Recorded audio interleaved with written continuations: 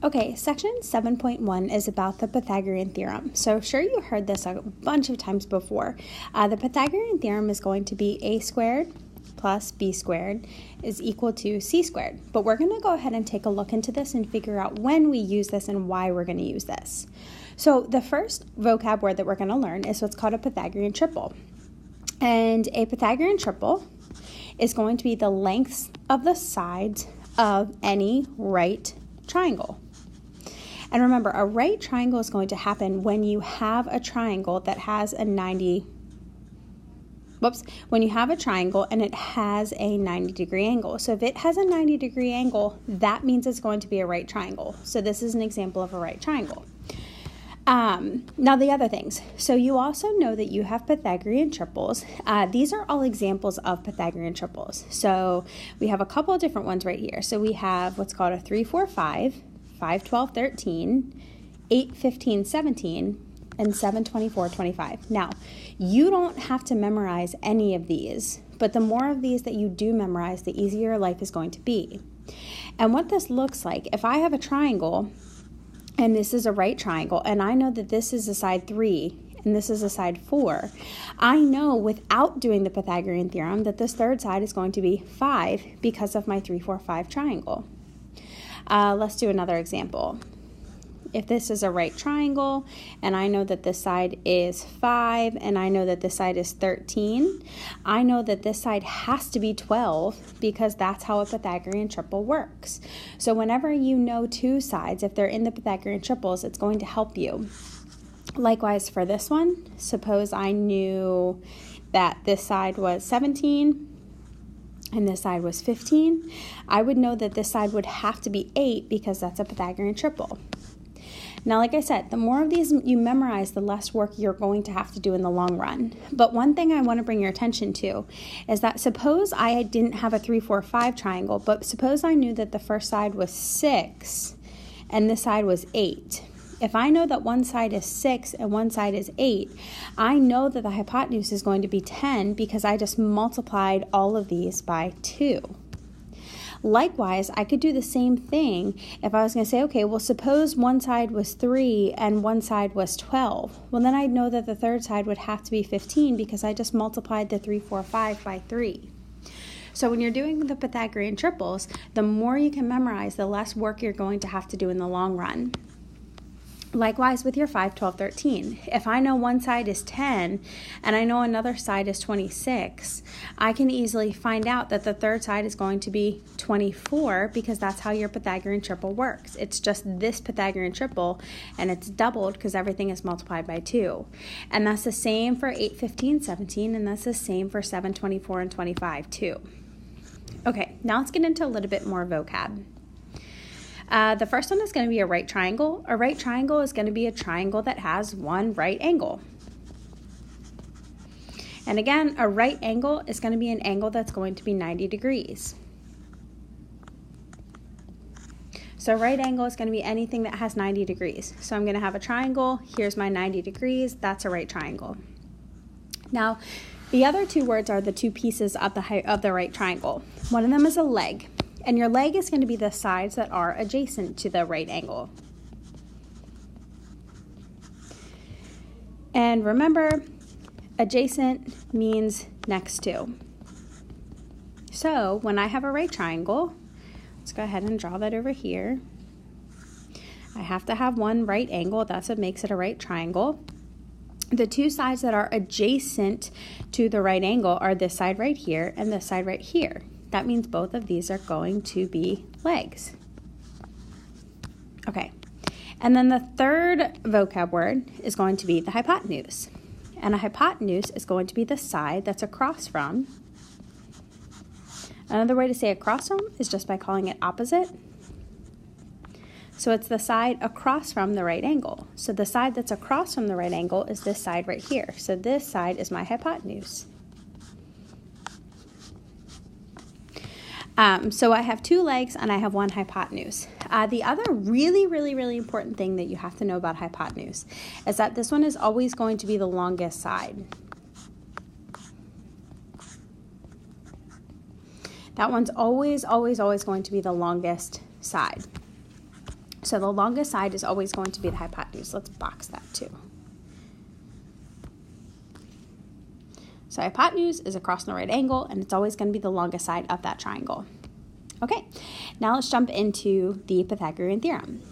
So the Pythagorean theorem, now we're getting into our a squared plus b squared equals c squared. It says, in a right triangle, the square of the length of the hypotenuse. So let's break that piece down first. The square of the length of the hypotenuse. So if I'm going to have a right triangle, let's call this x, y, and z.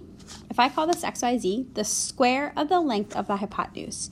So in this case, my hypotenuse is z. So I'm going to take z and I'm going to square it, the square of the length of the hypotenuse.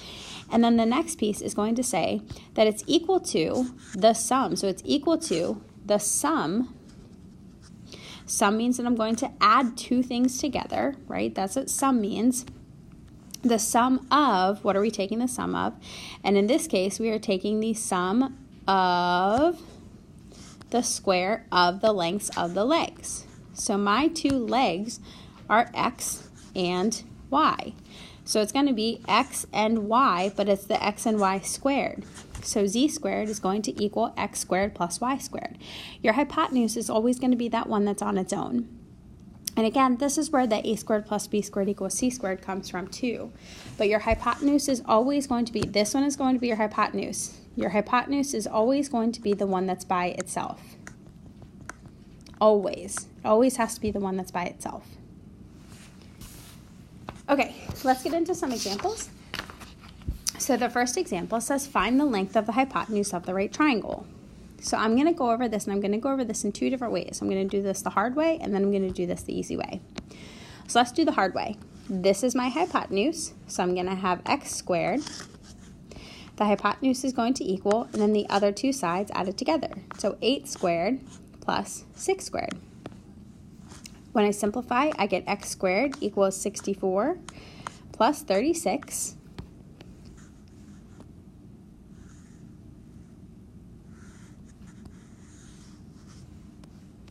Okay, simplify one more time, and I get x squared is equal to 100.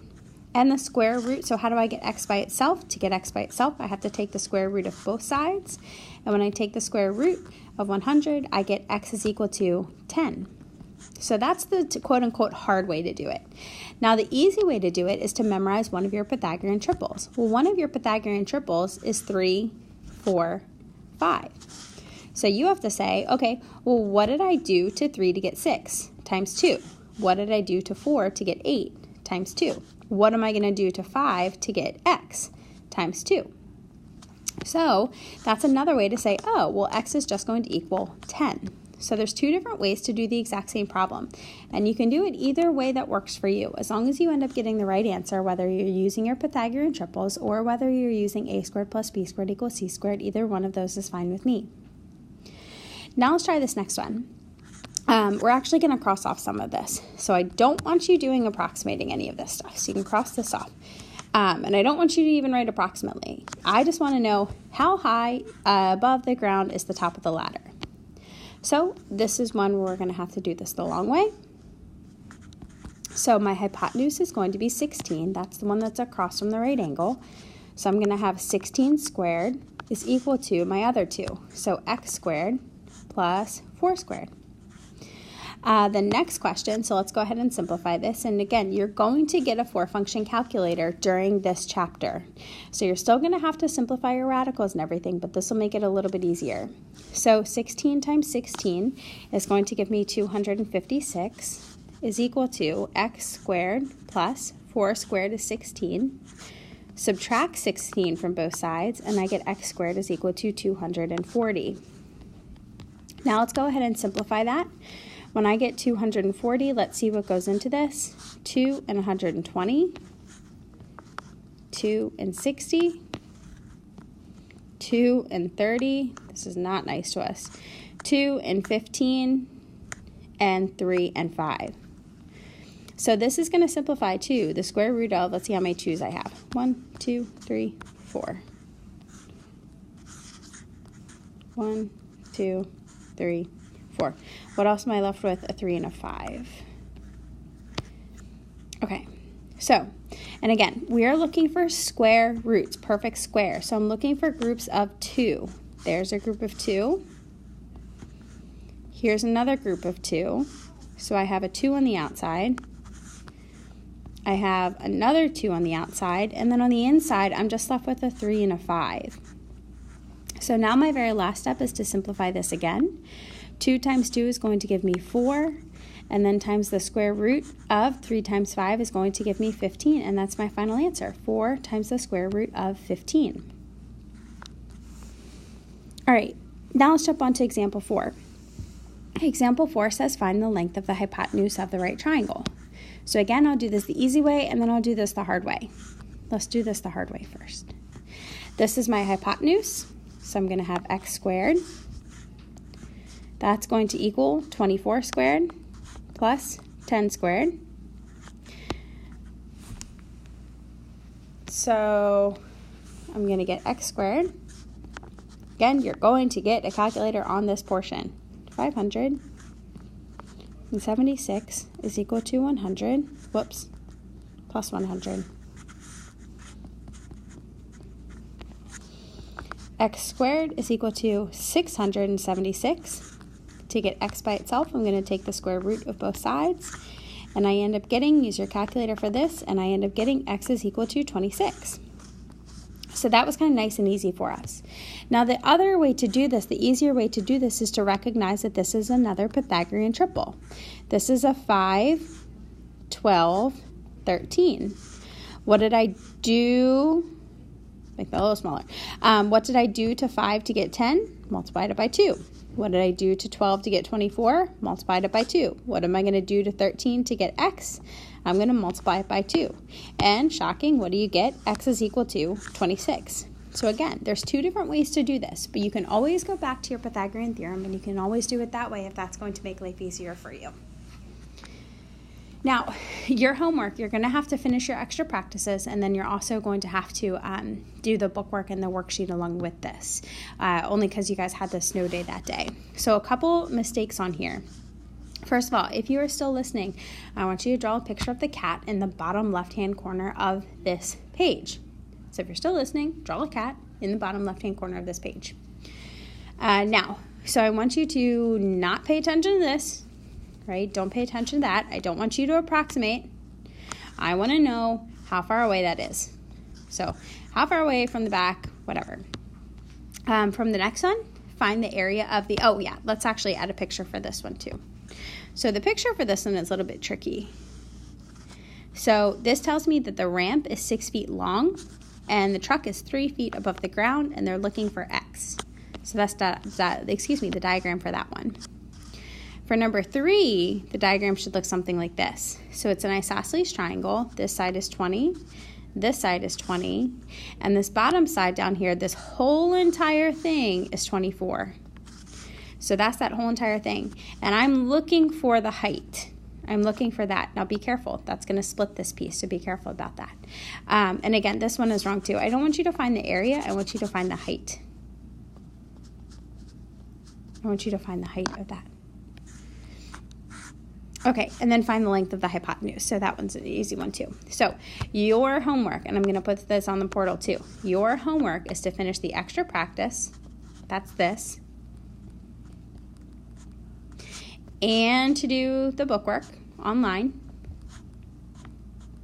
I'll post that on Google Classroom, and I'll also post that on the portal. And your homework is to do the simplifying radicals. I know it's a little bit extra, but I need you guys to get all of this stuff done so that we can get back on track since we are coming back from a snow day. And as always, if you have any questions, make sure you are letting me know.